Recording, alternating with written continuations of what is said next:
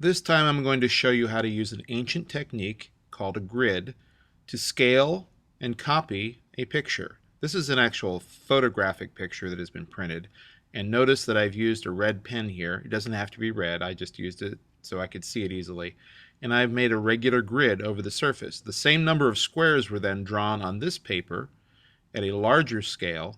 You can't see them anymore because I drew them very lightly and then erased them later. I'm going to put this away and show you the technique that I used.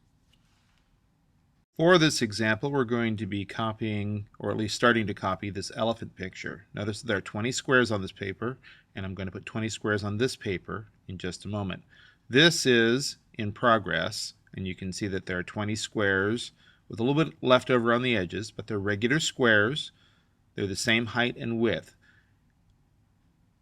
There are 20 on this one, and over here there are the same number of squares, 4 across and 5 down. Now to make those squares I'm going to use a ruler. On this blank paper I'm going to measure out using this ruler. I need to find where the 0 mark is on the end. It's not all the way at the end. And then it goes 1, 2, 3, 4.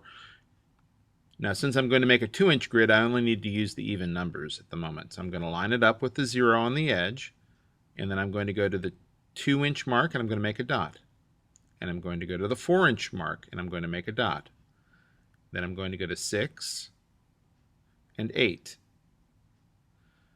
Then across the bottom of my paper, because it's not enough just to make it at one end, I'm going to make it at the other end so that you can connect the dots all the way across the paper. This should be near the end of your paper. It can be on the end of your paper because your paper is not bigger than your ruler. But see how I've lined it up with the 0 again and then gone every other so that I have dots to line it up with. And I measured from the same side of the paper when I did that so that when I go across, the line will be parallel to the edge of the paper. Notice that my lines are very light. I only need to be able to see them up close. I don't have to be able to see them from 10 feet away. If I make lines that are too dark to begin with, it won't help to erase them, because even when I erase them to make them lighter, they won't be light enough to actually disappear. Once the damage is done, you can't undo it. So keep those lines light to begin with. Now I've made all the lines across here except the last one. Notice that the last one is close to the edge, but it's not on the edge. Now I'm going to make dots going the other direction. Now there's going to be 5 squares this way, so I'm going to go to 2, 4, 6, 8, and 10. Measuring from the same side of the page at the other end, lining up with the 0, once again, 2, 4, 6, 8, and 10. And I'm going to make light lines going the other direction now. You might notice that I've also put my pencil on the dot and moved my ruler up to it. That ensures that I will hit that dot if I do it that way. Those lines are going to be very light. I'm not sure if you can actually see them on this video, but I can see them as I make them, and that I can go back and make it again if it wasn't quite dark enough to be seen. But all of these should be just dark enough to be seen from a couple feet away, because you're not going to be working at it more than arm's length. Now I have 4 squares across and 5 down, and I'm going to label them since the original was labeled.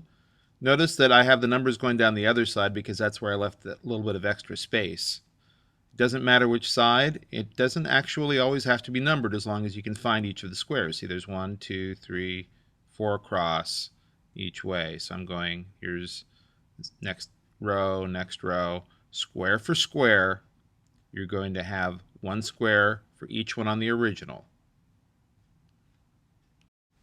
Now I'm going to show you the one that I'm working on. It's the same grid and the same picture. You see that the lines that I've already drawn on there are pretty light, and I can move them around as long as they're light, and I can erase them. And I get them just like I want them, square for square, making sure that each square goes into the next one. I can estimate on each of these as well, exactly where I'm going to be on that picture. That's what the grid does. It allows you to scale in such a fashion. Then I can darken later and take out the light lines afterwards.